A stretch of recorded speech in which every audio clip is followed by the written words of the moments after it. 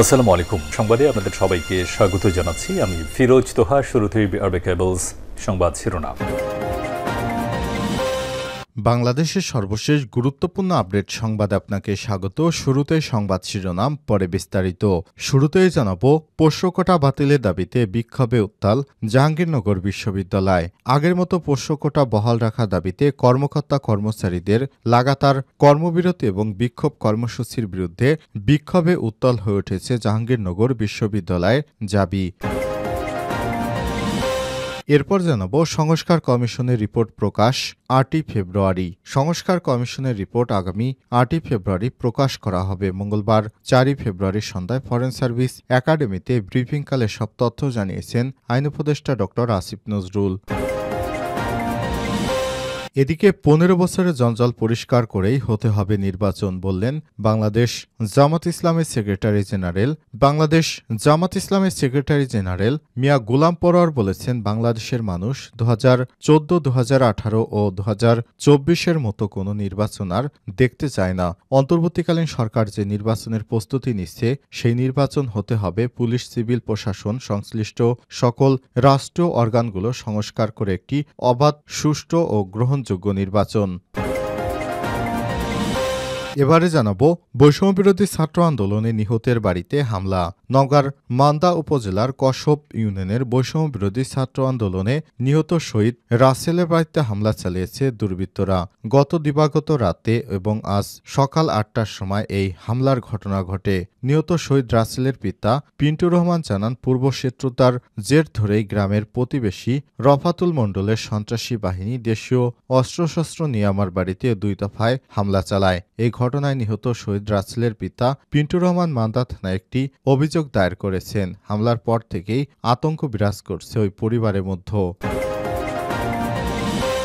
এদিকে বগুড়ায় আওয়ামী লীগ নেতা গ্রেপ্তার। বগুড়ার ধুনট উপজেলায় সাবেক এমপির গাড়ি ভাঙচুর ও বিএনপির কার্যালয়ে ককটেল হামলা ও অগ্নিসংযোগের ঘটনায় বিএনপির নেতাকে হত্যাচেষ্টা মামলাসহ ৪ মামলায় হাসান আহমেদ জেমস শার্ট নামে আওয়ামী লীগ নেতাকে গ্রেপ্তার করেছে পুলিশ।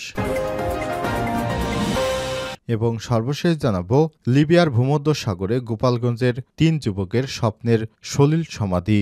ছোটবেলায় বাবা মা হারায় রফিকুল, এরপর চাচার কাছে বড় হয়। তার ইচ্ছা ছিল তিনি লিবিয়া থেকে সাগর পাড়ি দিয়ে ইতালি যাবেন, তাই দালাল চক্রের হাতে ২০ লক্ষ টাকা তুলে দিয়েছিলেন। কিন্তু ইতালি যাওয়ার আগেই লিবিয়ার ভূমধ্যসাগরে নৌকোডুবিতে স্বপ্নের সলিল সমাধি হয়েছে রফিকুলের। একই অবস্থা গোপালগঞ্জ মকসিদপুর উপজেলার আরও ৩ যুবকের। তারা অবৈধভাবে সমুদ্র পাড়ি দিয়ে ইতালি যাওয়ার পথে মর্মান্তিক নৌকাডুবিতে মৃত্যু হয়েছে। প্রিয় দর্শক, এতক্ষণ শুনছিলেন সংবাদ শিরোনাম, এবারে বিস্তারিত। তবে তার আগে বন্ধুরা, অনুরোধ থাকবে সংবাদটিতে একটি লাইক দিন। এই চ্যানেলে আপনি নতুন হয়ে থাকলে আমাদের সংবাদটি দেখতে দেখতে চ্যানেলটি সাবস্ক্রাইব করে রাখুন। কমেন্ট করে আপনার মূল্যবান মতামত জানিয়ে দিন আপনি বিশ্বের কোন দেশ থেকে বা বাংলাদেশের কোন স্থান থেকে আমাদের সংবাদটি দেখছেন এবং শুনছেন। এবারে বিস্তারিত। পোষ্য কোটা বাতিলের দাবিতে বিক্ষোভে উত্তাল জাহাঙ্গীরনগর বিশ্ববিদ্যালয়।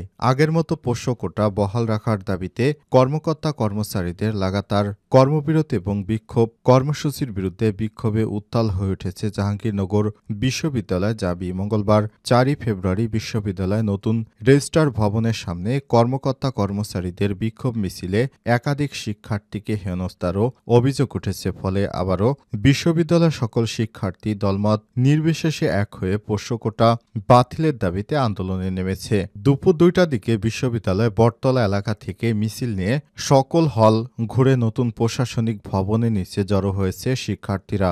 এ সময় তারা কোটা না মেধা, মেধা মেধা, হলে হলে কবর দে, পোষ্য কোটার কবর দে ইত্যাদি স্লোগান দিতে থাকেন। এদিন দুপুরে কর্মকর্তা কর্মচারী ঐক্য পরিষদের ব্যানারে এক বিজ্ঞপ্তিতে জানানো হয়েছে, জাহাঙ্গীরনগর বিশ্ববিদ্যালয়ের সকল কর্মকর্তা কর্মচারীদেরকে সদয় অবগতির জন্য জানানো যাচ্ছে যে পোষ্য ভর্তি বিভাগের সকল শর্ত বাতিল করে পূর্বের ন্যায় বহাল রাখার দাবিতে আগামীকাল ৫ই ফেব্রুয়ারি থেকে লাগাতার কর্মবিরতি ঘোষণা করা হলো। শুধু জরুরি পরিষেবা সমূহর আওতাভুক্ত থাকবে, তবে আন্দোলনের প্রয়োজনে জরুরি সেবাসমূহ আওতাভুক্ত করা হবে। সকল কর্মকর্তা কর্মচারীদেরকে সকাল ৯টার সময় ৩য় শ্রেণীর কর্মচারী সমিতি অফিসের সামনে অবস্থান করার অনুরোধ করা হলো। সর্বশেষ প্রায় ১ বছর ১,০০০ শিক্ষার্থী নতুন প্রশাসনিক ভবনের সামনে অবস্থান নিয়ে বিক্ষোভ করে যাচ্ছে।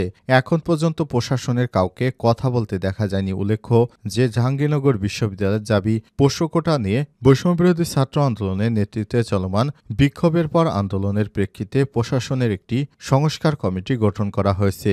একই সঙ্গে কমিটিকে 15 কার্যদিবসের মধ্যে যাচাই বাছাই করে চূড়ান্ত সুপারিশ করতে বলা হয়েছে। সংস্কার কমিশনের রিপোর্ট প্রকাশ 8ই ফেব্রুয়ারি। সংস্কার কমিশনের রিপোর্ট আগামী 8ই ফেব্রুয়ারি প্রকাশ করা হবে। মঙ্গলবার 4ই ফেব্রুয়ারি সন্ধ্যায় ফরেন সার্ভিস একাডেমিতে ব্রিফিংকালে এসব তথ্য জানিয়েছেন আইন উপদেষ্টা ড আসিফ নজরুল। আইন উপদেষ্টা জানান, সংস্কার কার্যক্রমের অগ্রগতি নিয়ে প্রধান উপদেষ্টা ও জাতীয় ঐক্যমত্য কমিশনের প্রধান অধ্যাপক ড ইউনূসের সঙ্গে 6 সংস্কার কমিশনের প্রধানদের বৈঠক অনুষ্ঠিত হয়েছে।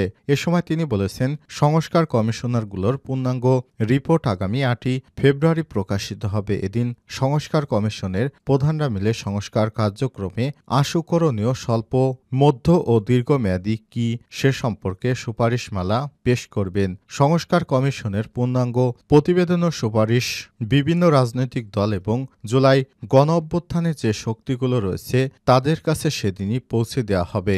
এরপর রাজনৈতিক দল ও জুলাই অভ্যুত্থানে শরিক শক্তি বিভিন্ন পক্ষের সঙ্গে আলোচনা ও সমঝোতা ক্রমে জাতীয় ঐক্যমত কমিশনের প্রথম আনুষ্ঠানিক বৈঠক অনুষ্ঠিত হবে। ফেব্রুয়ারি মাঝামাঝি এই বৈঠক অনুষ্ঠিত হবে বলে তিনি আশাবাদ ব্যক্ত করেছেন।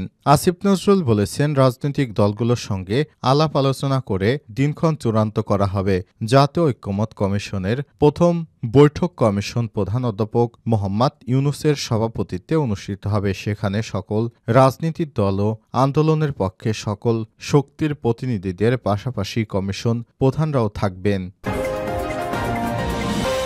15 বছরের জঞ্জাল পরিষ্কার করতেই হতে হবে নির্বাচন, বললেন জামাতের সেক্রেটারি জেনারেল। বাংলাদেশ জামাত ইসলামের সেক্রেটারি জেনারেল মিয়া গোলাম পরোয়ার বলেছেন, বাংলাদেশের মানুষ 2014, 2018 ও 24-এর মতো কোনো নির্বাচন আর দেখতে চায় না। অন্তর্বর্তীকালীন সরকার যে নির্বাচনের প্রস্তুতি নিচ্ছে সেই নির্বাচন হতে হবে পুলিশ ও সিভিল প্রশাসন সহ সংশ্লিষ্ট সকল রাষ্ট্রীয় অর্গানগুলো সংস্কার করে একটি অবাধ, সুষ্ঠু ও গ্রহণযোগ্য নির্বাচন। গত 15 বছরের জঞ্জাল পরিষ্কার করেই হতে হবে আগামীর নির্বাচন। সেই সঙ্গে যারা বিগত 1.5 দশকে লুটপাট, খুন, দুর্নীতি, অনিয়ম করেছে তাদেরকে ট্রাইব্যুনালে বিচার করতে হবে। মঙ্গলবার 4ই ফেব্রুয়ারি বিকেলে খুলনা নগরী সংলগ্ন আরাফাত নগরে ইউনিট জামাত ইসলামের কর্মী সম্মেলনে প্রধান অতিথির বক্তৃতায় এসব কথা বলেছেন তিনি। কর্মী সম্মেলনে সভাপতিত্ব করেন হরিণটানা থানা জামাতের আমির আব্দুল গফুর, পরিচালনা করেন সেক্রেটারি মনিরুল ইসলাম ও আমির হোসেন। বিশেষ অতিথি হিসেবে জেলা জামাতের সেক্রেটারি মুন্সি মিজানুর রহমান, সহকারী সেক্রেটারি মিয়া গোলাম কুদ্দুস, শ্রমিক কল্যাণ ফেডারেশনের মহানগর সভাপতি আজিজুল ইসলাম ফারাজি ও ডুমুরিয়া উপজেলা জামাতের আমির মাওলানা মুক্তার হোসেন। বক্তব্য রাখেন সোনাডাঙ্গা থানা জামাতের সেক্রেটারি জাহিদুর রহমান নাইম, 18 নম্বর ওয়ার্ড আমির মশিউর রহমান, শ্রমিক নেতা কাজী মাহফুজুর রহমান, জামাত নেতা সাখাত হোসেন লিখন, ব্যবসায়ী মতিউর রহমান, ডাক্তার ফজলে রহমান, ডাক্তার মোহাম্মদ ইসমাইল হোসেন সহ আরও অনেকেই। বৈষম্যবিরোধী ছাত্র আন্দোলনে নিহতের বাড়িতে হামলা। নওগাঁর মান্দা উপজেলার কসব ইউনিয়নে বৈষম্যবিরোধী ছাত্র আন্দোলনে নিহত শহীদ রাসেলের বাড়িতে হামলা চালিয়েছে দুর্বৃত্তরা। গতরাতে এবং আজ সকাল 8টার সময় হামলাগুলো হয়। নিহত শহীদ রাসেলের পিতা পিন্টু রহমান জানান, পূর্বশত্রুতার জের ধরে একই গ্রামের প্রতিবেশী রফাতুল্লাহ মণ্ডলের সন্ত্রাসী গ্রুপ তাদের উপর হামলা চালিয়েছে। এই ঘটনায় নিহত শহীদ রাসেলের পিতা মোহাম্মদ পিন্টু রহমান মান্দা থানায় একটি অভিযোগ দায়ের করেছেন। হামলার পর থেকেই আতঙ্ক বিরাজ করছে ওই পরিবারের মধ্যে। এ বিষয়ে অভিযুক্ত রফাতুল্লাহ মণ্ডলের সাথে একাধিকবার ফোনে যোগাযোগ করার চেষ্টা করা হলেও তাকে না পাওয়ার জন্য মন্তব্য নেওয়া সম্ভব হয়নি।